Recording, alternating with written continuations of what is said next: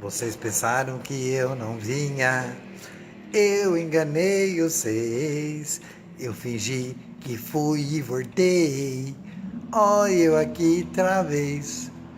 Boa noite. Ninguém me assistindo, nem Robinho e Luana.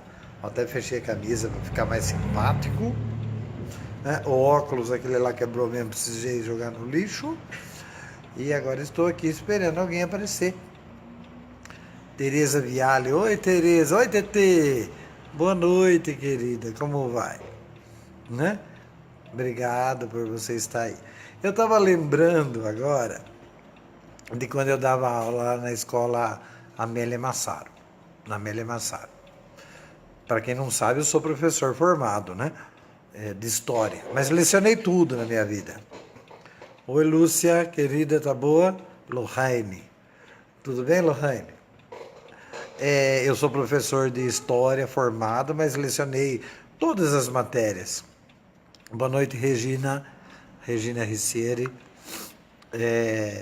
Então eu dava aula lá na escola Amélia Massaro e eu lembrei de um fato acontecido lá que eu gostaria de contar para vocês, porque é até uma coisa interessante. Vamos falar do maníaco do parque. É Francisco de Assis, o maníaco do parque, quem eu conheci pessoalmente lá em Itaí. Oi, Roberto Miquelon, escuta a história que é boa.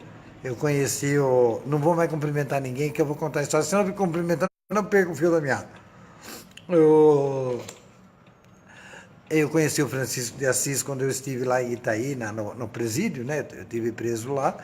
E conheci o maníaco do parque. Aí um dia eu estava conversando com o Francisco de Assis, o maníaco do parque. E ele falou que Jesus havia perdoado tudo que ele tinha feito. E eu falei, olha cara, quem que falou pra você que Jesus te perdoou? É o próprio Jesus. Ah, o próprio Jesus veio falar com você. Tem tanta gente boa, tanto padre, né? Bispo, pastores. E o Jesus não vai conversar com essa gente, vai conversar com o maníaco do parque. Daí ele falou que realmente Jesus não está para as pessoas boas. Jesus está para quem deve, para quem precisa de socorro, assim como os médicos estão para os doentes. Jesus está para quem precisa de socorro. Para quem é bom, limpo, então Jesus não vai. Jesus vai para quem está necessitando realmente. Bom, foi essa a explicação que ele deu. Eu falei, me diga uma coisa, o Francisco de Assis. Não podia chamar ele de maníaco do parque, né? É o Francisco de Assis. Eu vi nas reportagens na televisão que o senhor, além de estuprar e matar as suas vítimas, o senhor ainda arrancava uns pedacinhos lá da Xana e comia. Ô, Miquelon, Xana. Pode falar Xana, porque Xana é o nome de gato, né? É o nome da gata lá. Você arrancava um pedacinho da Xana e comia. Na verdade, isso vem ser assim. Então, isso vem ser assim. Coisa de antropófagos, né? Antropófagos, para quem não sabe, eram índios que comiam seres humanos. Aí ele se calava, né? Quando ele não tinha saída, ele ficava quieto. Eu vou dizer uma coisa para você agora que está me assistindo. Será que o maníaco do parque, o Francisco de Assis, cometeu um pecado na hora que ele cortou um pedaço da Xana da mulher e comeu? Será que cometeu? Claro que cometeu. E me digam então uma coisa, isso é a aula lá da Amélia Massaro, nos idos anos de 90, né? Aqueles índios antropófagos que existiam na África, quando eles devoravam seres humanos, eles estavam pecando. Porque se o maníaco do parque pecou comendo pedaço da Xana das moças, os índios então pecaram muito mais, porque eles comiam a pessoa inteira, né? Comiam a pessoa inteira. Então, é pecado ou não é pecado?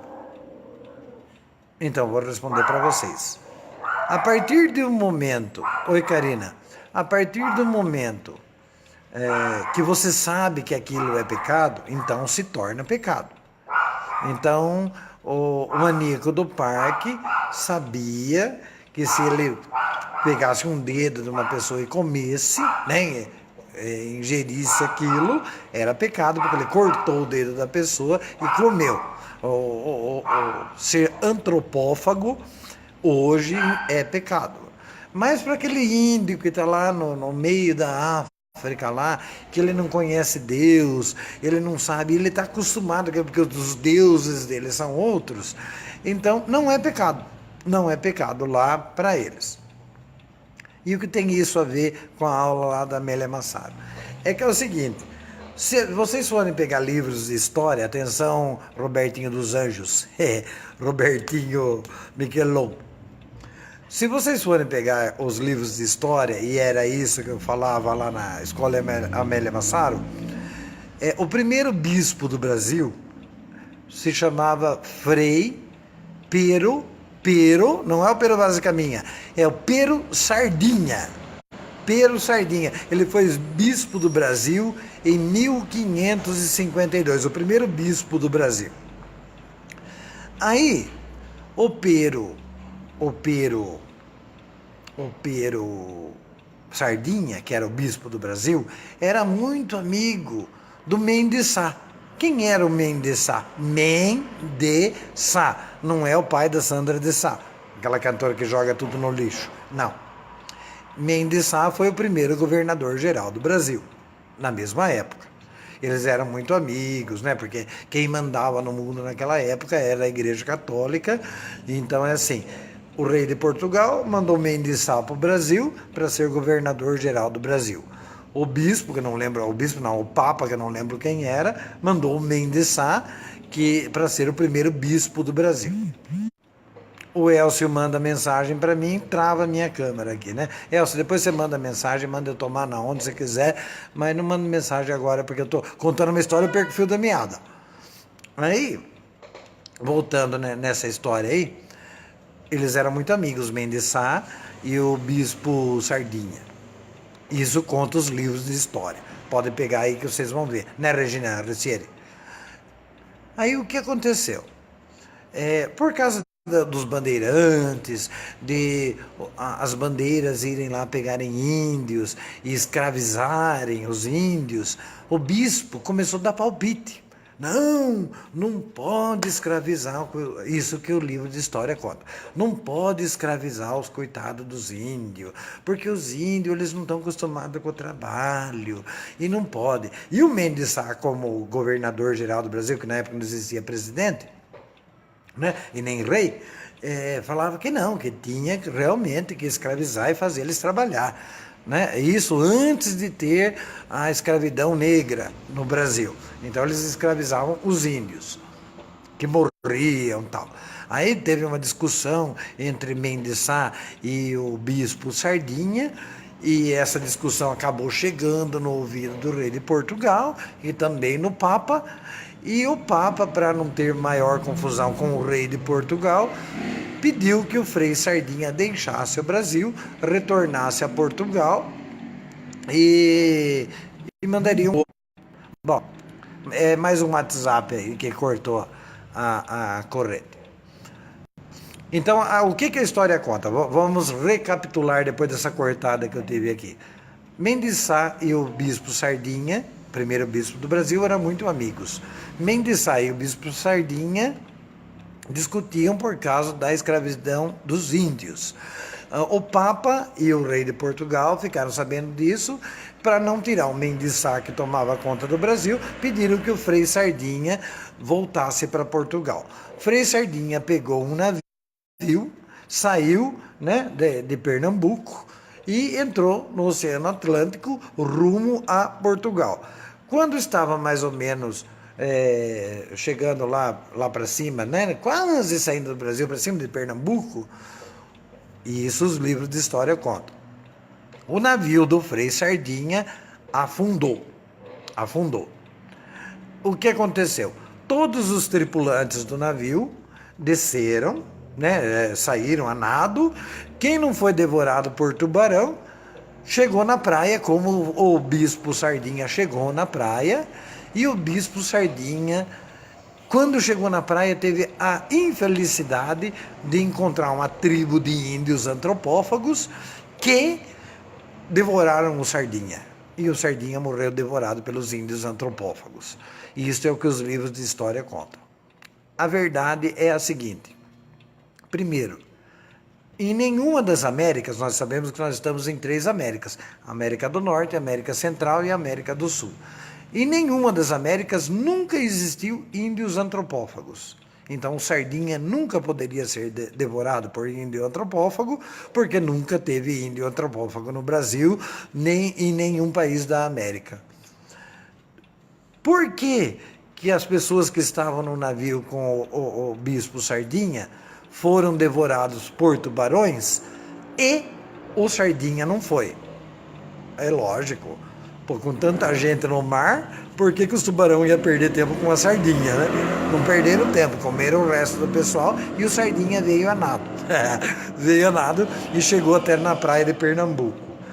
Aí diz a história, o Frei Sardinha, o bispo Sardinha, foi devorado pelos índios. Imagina se ele foi devorado se não tinha índio antropófago aqui. O que aconteceu? Ele conheceu um indião bonitão, era amigo do Tutu e amigo do Badu. Um indião bonitão, classicão, com aquele cocar maravilhoso, cheio de penas. Eu acho que até ele saiu na desfile da Grande Rio, né? E o bispo Sardinha amigou com o índio e o índio, pá, comeu ele, entendeu? E aí a história falou, comeu ele, mas não disse por onde que comeu, né? Mas comeu o bispo Sardinha. Por que o Sardinha, o bispo Sardinha, brigou com o Mendes Sá? O Mendes Sá e o bispo Sardinha eram 2 bichonas, né? Amiga, aliás, bicha não é amiga de ninguém, né? Elas são, assim, amigas entre elas, mas elas são inimigas íntimas. Porque quando uma conhece um bofe e elas ficam disputando pelos bofes, então elas são inimigas íntimas. O Frei Sardinha ganhou um anel maravilhosérrimo, ganhou um anel lindo, maravilhoso, e o Mendes Sá ficou com ciúmes. Aí eles discutiram, eu quero anel, quero anel, quero anel. E os brincos, o que você fez? Ah, o Papa não deixa eu usar o brinco. Então, brigaram as duas. E aí o Mendes Sá escreveu para o rei de Portugal, não, eu não aguento essa mulher aqui que usa esses vestidos longos, horrorosa, barriguda. Eu não quero ela, manda ela de volta para Portugal. E ela foi de volta para Portugal. A história realmente é essa, tá? Então, se vocês forem procurar nos livros de história, não vão acreditar. As pessoas mandam para mim mensagem no WhatsApp e corta a minha câmera. Não sei se vocês veem ou deixam de ver, né? Mas para mim corta a câmera. Então, mano, da história. Isso que eu ensinava lá no... Você gostou da história, Regina? Eu ensinava lá na escola Amélia Massaro e eu tinha uma aluna, a Célia Marçom. Quem conhece a Célia Marçom? Poucas pessoas conhecem, mas eu vou explicar, vocês vão lembrar quem ela é. A Célia Marçom é irmã da Elisa. A Elisa Marçom, aquela que dançava com o Guel, o Rogério Pecete, nos bailes do clube de 1900 e pouco. E a Elisa, que tinha uma Brasília azul. Lembra? Aliás, ela tem a Brasília azul até hoje, né?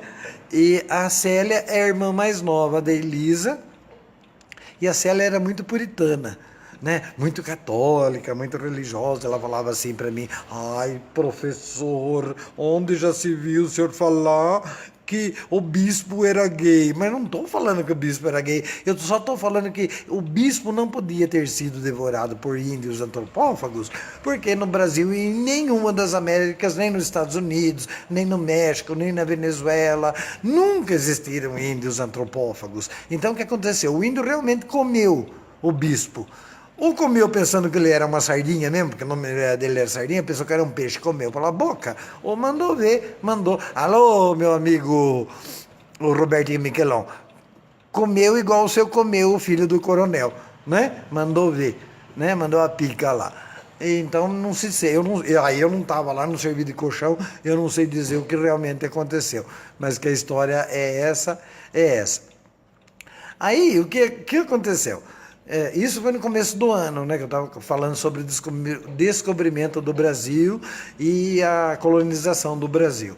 E como no decorrer do ano a gente ia falando sempre sobre tomadas e bandeiras, sobre também a colonização do Brasil, sobre as capitanias hereditárias, sempre aparecia o bispo, o padre, o papa, e aí tinha o Paulo Maloca, que já morreu, era meu aluno naquela época também, e o Paulo Maloca falava, e o Bispo Sardinha? Foi devorado pelos índios, né?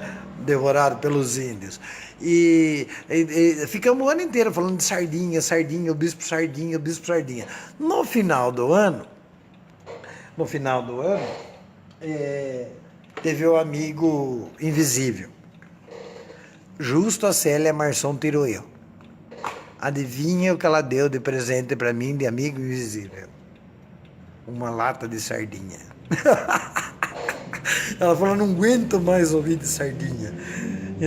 Então, pelo menos uma coisa eles aprenderam lá no bairro das Posses, na escola Amélia Massaro, que o primeiro bispo do Brasil chamava-se Pero Sardinha. Pero Sardinha. Que não era o Pero Álvares... Pero Vaz e Caminha, que foi quem escreveu a primeira carta para o rei de Portugal. Era outro Pero, era o Pero Sardinha. Voltando na história do maníaco do parque, então, maníaco do parque, por devorar pedaços da Xana, cometeu pecado? Claro que cometeu. Claro que cometeu. E por que eu toquei nesse assunto? Porque quando a gente não sabe de uma coisa, então não é pecado. Não é pecado. Se os índios lá da África comem os seres humanos porque eles não sabem que comer humano é pecado, então não é pecado. Mas se o maníaco do parque comer um ser humano, é pecado, porque o maníaco do parque sabia que comer um ser humano é pecado.